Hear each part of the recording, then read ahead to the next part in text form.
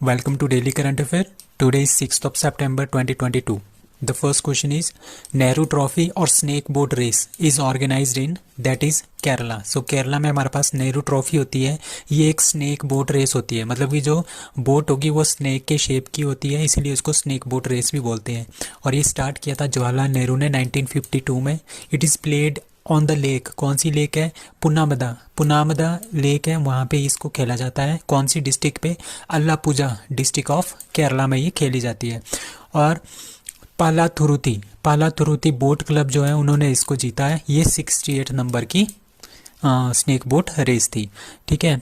संतोष trophy 2022 के winner कौन है? That is also Kerala. Runner up कौन था? West Bengal.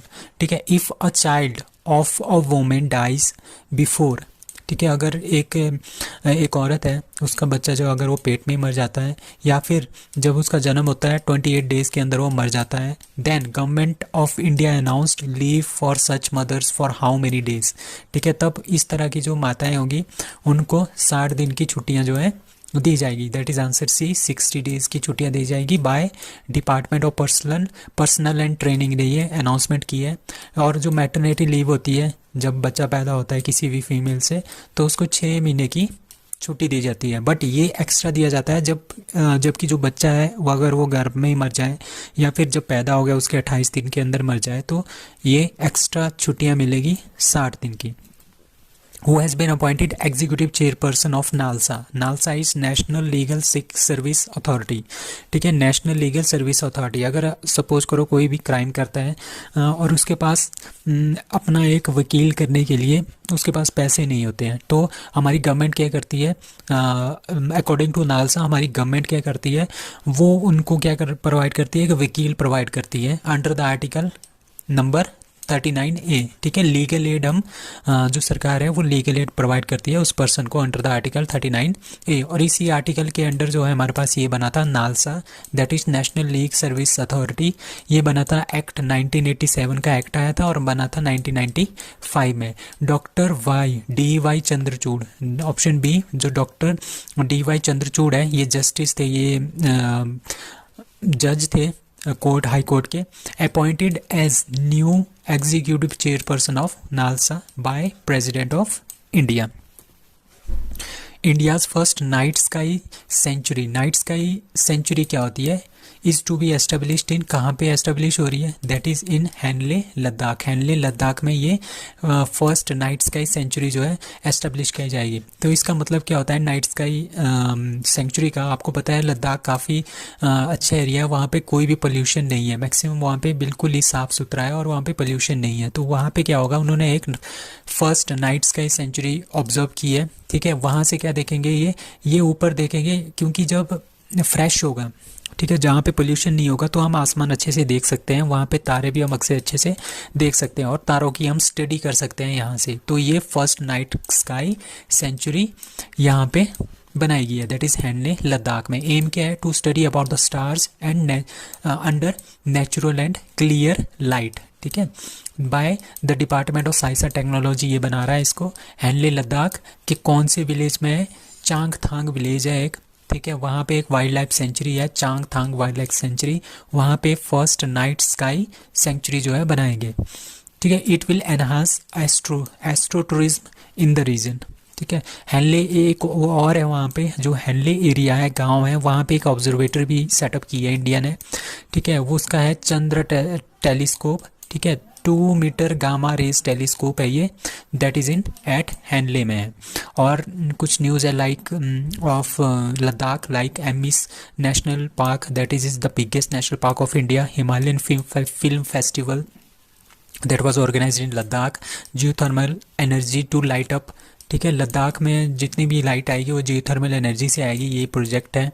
Famous geothermal plant कौन है? पुग्गा में है, लद्दाख में. नींबू बाजगू डैम. सो नींबू बाजगू डैम हमारे पास एक बहुत अच्छा डैम है, बहुत बड़ा डैम है इन इंडस रिवर के ऊपर. ठीक है. इन लेह लद्दाख.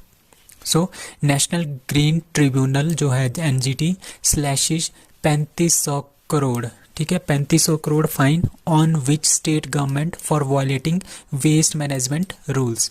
ठीक है. दैट इज वेस्ट बंगाल, तो वेस्ट बंगाल बंगाल ने क्या किया था, वॉयलेट किए थे कुछ रूल्स वेस्ट मैनेजमेंट से रिलेटेड, तो उसकी वजह से क्या कर दिया, नेशनल ग्रीन ट्रिब्यूनल जो है उन्होंने उनको फाइन कर दिया 3500 करोड़ रुपीस का। ठीक है, तो बेंच ने उनको बोला ask the state to deposit the amount within 2 months, 2 महीने के अंदर अंदर सारा का सारा अमाउंट जो है डाल दो। ठीक है, what is the function of NGT, NGT क्या है, नॉन ग्रीन ट्रिब्यूनल है, ये बना था 5 मई 2010 को, बिल जो है पब्लिश किया था 31 जुलाई 2009 को और बना था 2010 को। ठीक है, और जो ग्रीन ट्रिब्यूनल होते हैं वो क्या करते हैं, वो जितनी भी हमारे पास इन्वायरमेंट होती है उसकी प्रोटेक्शन के लिए, conservation of forested and other natural resources उनकी प्रोटेक्शन करने के लिए ये जो है काम करती है। सो नॉन ग्रीन ट्रिब्यूनल आपने याद रखना है 2010 में बना था। Which is the venue of 30th southern zonal council meeting. ठीक है, साउथ जोन जो हमारे पास इंडिया का साउथ जोन है, साउथ एरिया है, उनकी एक 30th south southern zonal council meeting हुई है, वो कहाँ पे हुई है, that is Thiruvananthapuram, that is the it is the capital of Kerala. ठीक है, तिरुवनंतपुरम में ये हुआ है। ठीक है, होम मिनिस्टर अमित शाह यहाँ पे गए थे 30th southern zonal council meeting में तिरुवनंतपुरम में। इसमें हमारे पास 26 इश्यूज डिस्कस किए गए, उनमें से 9 इश्यूज को रिजॉल्व कर दिया गया, 17 issues were resolve for the further consideration, मतलब कि और उसमें थोड़ी सी बातचीत होगी।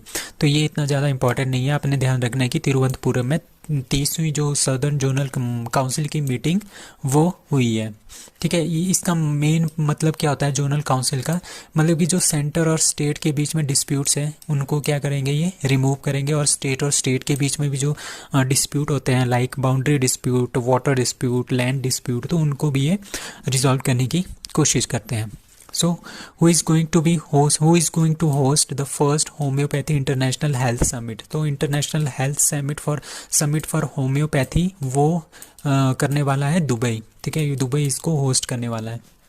ठीक है, तो Burnett homoeopathy private limited, a company that deals with homoeopathic dilutions, mother tincture, lower trituration tablets, unique medicine including drop, syrup, skin care and hair care etcetera, homoeopathic remedy. तो ये सारी की सारी हमारे पास होम्योपैथिक दवाइयाँ हैं जो कि काफ़ी ज़्यादा काम आती हैं हमारे पास जितनी भी प्रॉब्लम्स होती है ह्यूमन की बॉडी में उनको रिमूव करने के लिए।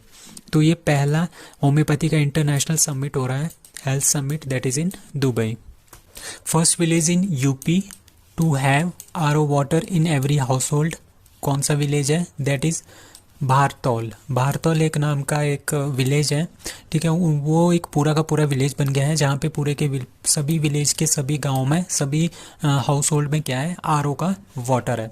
ठीक है, ये कहाँ का है, भारतौल has become the first village in Uttar Pradesh to achieve the distinction of supplying RO water to every household, सभी घरों में ये आरओ का पानी पहुंचाएंगे।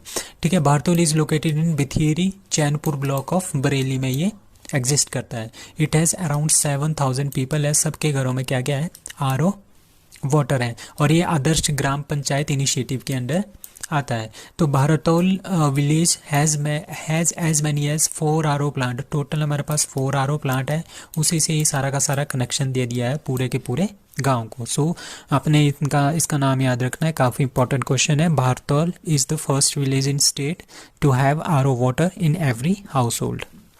सो India is going to celebrate Hyderabad liberation day for the years, कौन सी ईयर्स में हैदराबाद लिबरेशन डे जो है India is going to celebrate, that is 2022 and 23 को हैदराबाद का लिबरेशन डे जो है घोषित किया जाएगा। क्योंकि हैदराबाद लिबरेशन डे क्या है, the government of India approved annual commemoration of Hyderabad liberation day for the years. ठीक है, 1 साल तक हम इसको मनाएंगे 2022 से 2023 के। ठीक है, ऑन 17 सितंबर 2022 को इसकी इनॉग्रेशन होगा। ठीक है, और 1 साल तक ये सेलिब्रेशन चलेगा। इसका गोल क्या है, to raise the awareness of tale of sacrifice, heroism and resistance among the current generation in India as whole as well as in the region under study। और ऑपरेशन पोलो जो हमारे पास हैदराबाद है, ऑपरेशन पोलो के under हमने इसको अपने अंडर किया था, क्योंकि हैदराबाद एक ऐसी स्टेट थी जो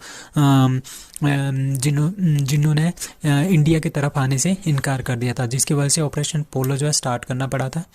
ठीक है। और कॉन्क्योर हमने कॉन्क्योर कर दिया हैदराबाद को। Hyderabad was taken in to India by police section on September 13, 1948। So इसी के उपलक्ष्य में क्या होगा, आज कितनी होगी 74 ईयर्स हो गए कंप्लीट। 13 सितंबर को 74 ईयर्स कंप्लीट हो जाएंगे। 75th मतलब कि 75वीं वर्षगांठ इसकी मनाएंगे हम हैदराबाद लिबरेशन डे की। तभी 2022 और 2023 को हैदराबाद लिबरेशन डे या पूरे के पूरे साल हम इसको मनाएंगे। So that's all for today.